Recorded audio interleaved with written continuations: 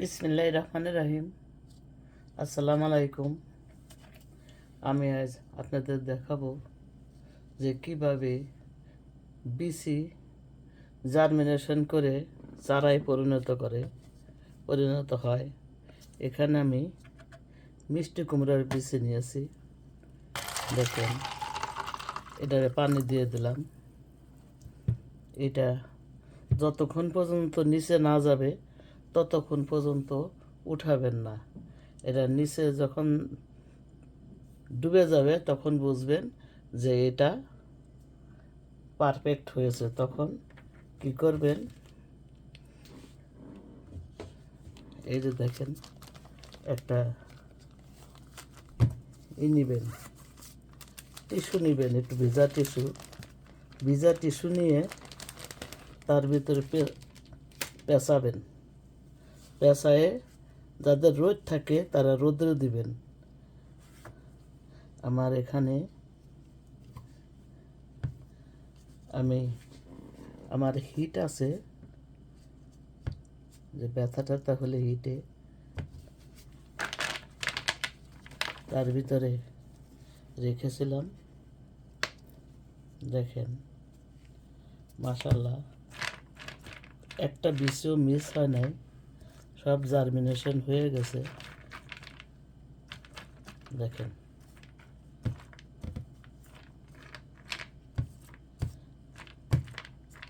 এখন এগুলা কিভাবে চারায় পরিণত করব সেটাই দেখাবো।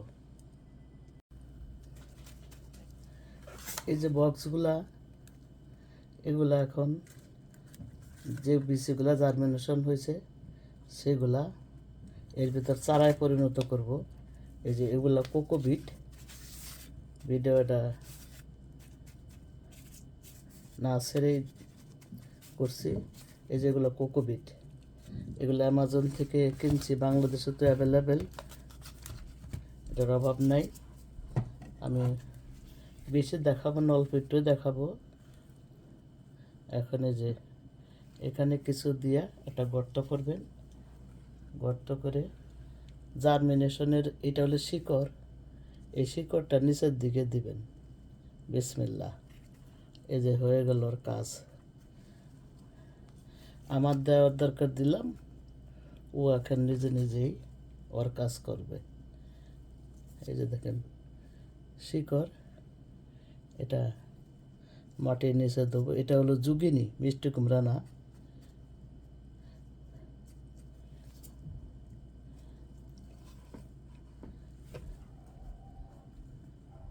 এরপরে দেখাবো লাউ। এই যে দেখেন, আমার আমেরিকায় যে আমি গার্ডেন করি, আমি কোনো বিসি আমি কিনি না। প্রথম বছর কিনছি, তারপরে আর কিনি নাই। সব এই বিসি মানে পাকাইছি একটা, তার থেকেই অনেক মানুষকে দিই। এই যে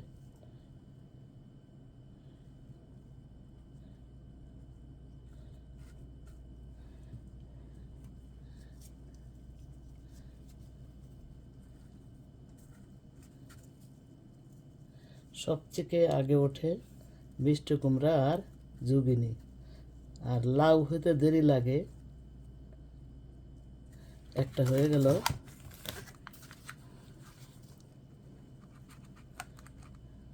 এরকম একটু হোল্ড করবেন কিছু দিয়া, কলম ঠলম দিয়া। আমার একটা ছিল কাঠের মতন, প্লাস্টিকের, কোথায় রাখছি গতবার, হয়তো খুঁজলে পাবো। এই যে আবারও দেখেন, এই শিকড়টা হোলের ভিতর দিলাম।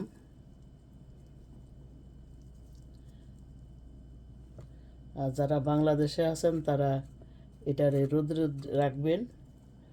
পলি পলি জিপার না পাইলে পলিথিনে পাতলা কাপড় দিয়ে ভিজিয়ে পেঁচিয়ে রোদ্রে রাখবেন। রোদ্রে রেখে 2-3 ঘন্টা পরে যখন দেখবেন যে অনেক গরম হয়ে গেছে, তখন নিয়ে গরম কাপড় চোপড়ের ভিতরে পেঁচিয়ে রাখবেন। যেন ঠান্ডা না হয়। তারপরে দেখবেন যে এটা জার্মিনেশন হয়ে গেছে।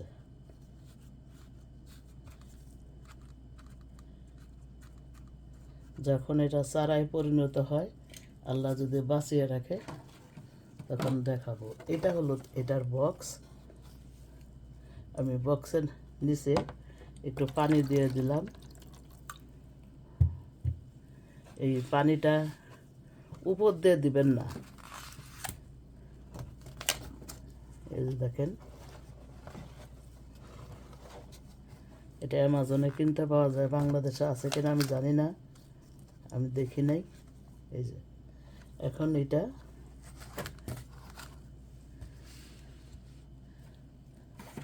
এটা দিয়া কভার করে রাখবো, পানিতে নিচে দিলাম।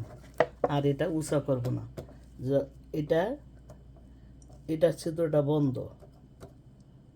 আর এভাবে এই যে যখন চারা হবে, তখন এই যে এটা এদিকে করলে হোলটা ওপেন হয়, আবার এদিকে করলে বন্ধ হয়ে যায়। আমি এখন বন্ধ করে রাখবো। যখন চারায় পরিণত হবে, তখন আপনাদের আবার দেখাবো। বাকি আল্লাহ ভরসা। আমি জুগিনির বীজে জার্মিনেশন করে চারায় পরিণত করার জন্য আপনাদের দেখিয়েছিলাম। দেখেন, এগুলা জুগিনি। এটা মিষ্টি কুমড়ার ছোট ভাই। মিষ্টি কুমড়া গোল হয়, লম্বাও হয়, আর এটা লম্বা লম্বা হয়, গোলও হয়। দেখতে চারা একই রকম। দেখেন, আরও আছে, মাশাল্লাহ। একসাথে যে কটা বুনেছি, মাশাল্লাহ, সবগুলা চারায় পরিণত হয়েছে। শুকুর আলহামদুলিল্লাহ, তার দরবারে লাখ লাখ শুক্রিয়া।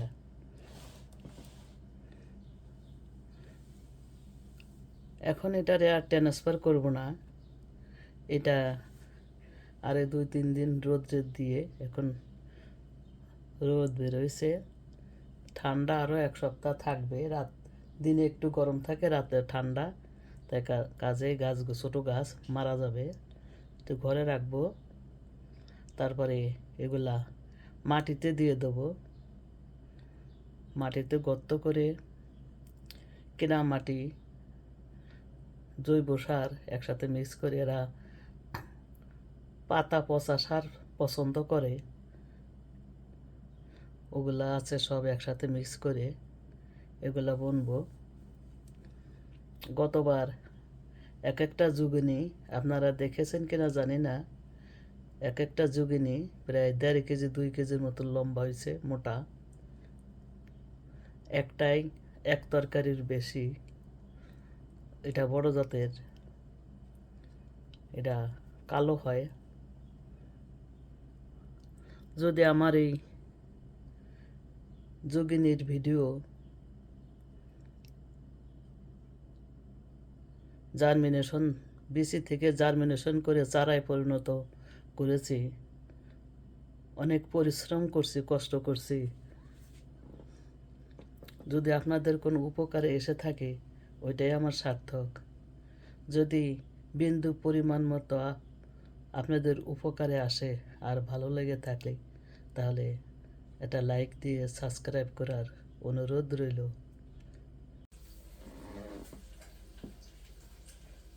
চারা তো জার্মিনেশন থেকে চারায় পরিণত করলাম, যোগিনী।